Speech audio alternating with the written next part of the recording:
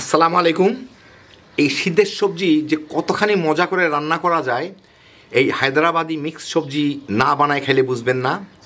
যারা সবজি পছন্দ করেন এইটা একবার বানায় খেয়ে দেখেন, নইলে আফসোস রয়ে যাবে। অসাধারণ স্বাদের। তো আসেন দেখি শুরু করা যাক।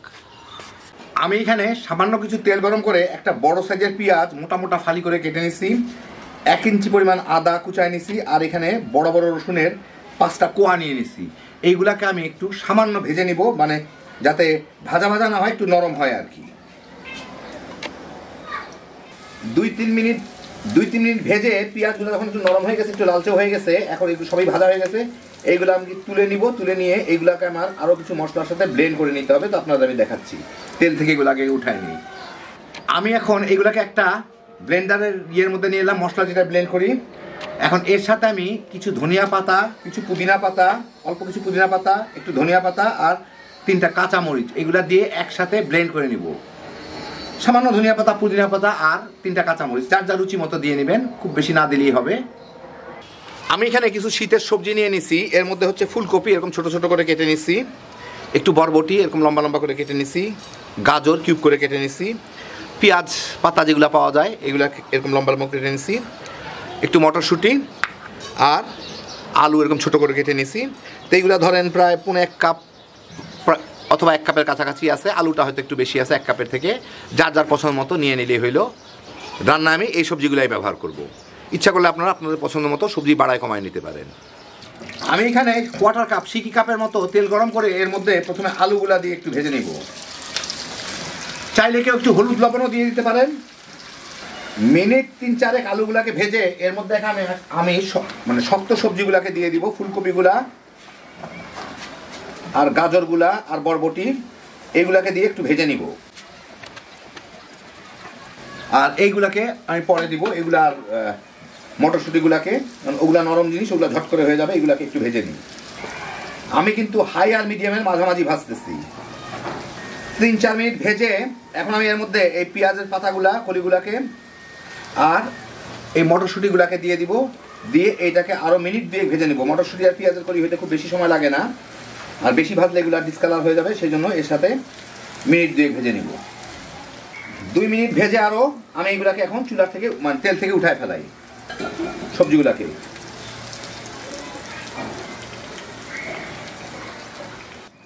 সবজিগুলো উঠায় নিলাম। এখন সেই একই তেলে আমি দিচ্ছি এখানে 4টা এলাচি আমি একটু ভেঙে রাখছি, একটা কালো এলাচি, বড় এলাচি যেটাকে বলে কালো এলাচি, ওটা ভেঙে রাখছি, 4টা লবঙ্গ আর 4-5 টুকরা দারচিনি।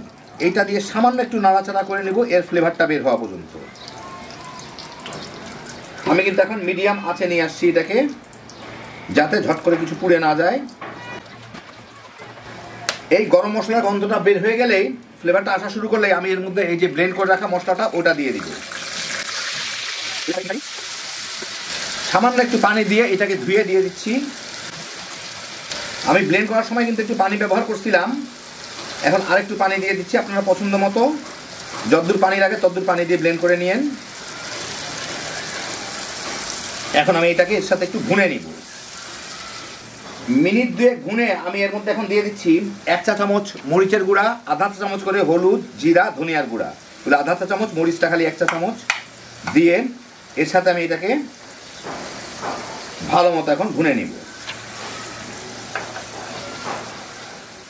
মিনিট 3 ভুনে দেখেন ভাজা ভাজা হয়ে গেছে প্রায়। আমি চুলাটা বন্ধ করে দিব। বন্ধ করে কয়েকটা সেকেন্ড অপেক্ষা করব, এটা যাতে একটু ঠান্ডা হয়, মানে ডালটা না থাকে, ফেনাগুলো চলে যায়।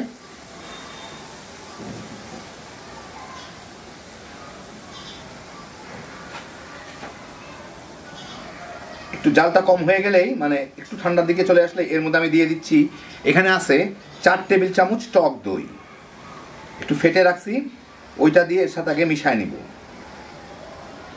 বেশি জ্বালা দিলে ফট করে দইটা ফেটে যাবে, সেই জন্য আমি জালটাকে বন্ধ করে দিলাম।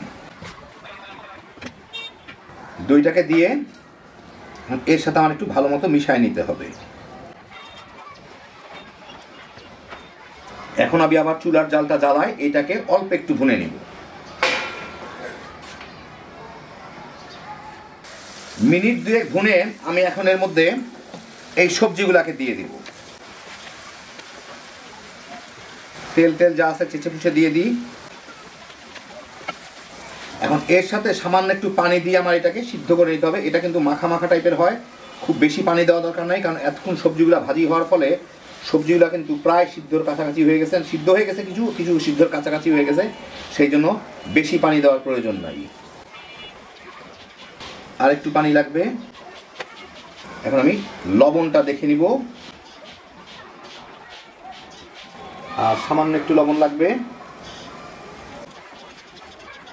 এখন এইটাকে সবজি যদি পুরোপুরি সিদ্ধ না হয় তাহলে ঢেকে জাল দিতাম। আমার মনে হচ্ছে সবজিগুলো ভালোই সিদ্ধ হয়ে গেছে। এটাকে আমি খোলা অবস্থায় জাল দিব 4-5 মিনিট, মাঝে মাঝে নেড়ে দিব, তাহলে পানিটা একটু শুকা যাবে, সবজিগুলো সুন্দরভাবে সিদ্ধ হয়ে যাবে। মিনিট 2-3 জাল দিয়ে দেখেন ঝোল কিন্তু খুব বেশি না, এটা ফুটতেছে থেকে বোঝা যাচ্ছে যে অনেক ঝোল, কিন্তু আসলে ঝোল বেশি নাই। যাই হোক, সবগুলি সিদ্ধ হয়ে গেছে, বিশেষ করে আলুটা। এখন আমি এর মধ্যে আধা চা চামচ গরম মশলার গুঁড়া দিয়ে দিব,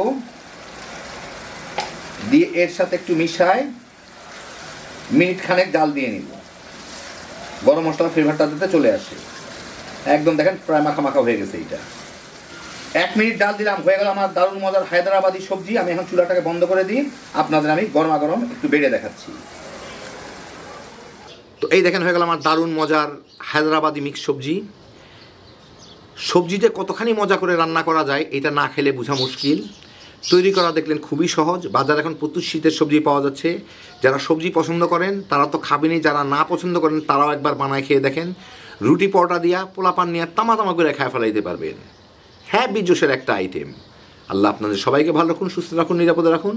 ইনশাল্লাহ বেঁচে থাকলে আবার দেখা হবে। আল্লাহ হাফেজ।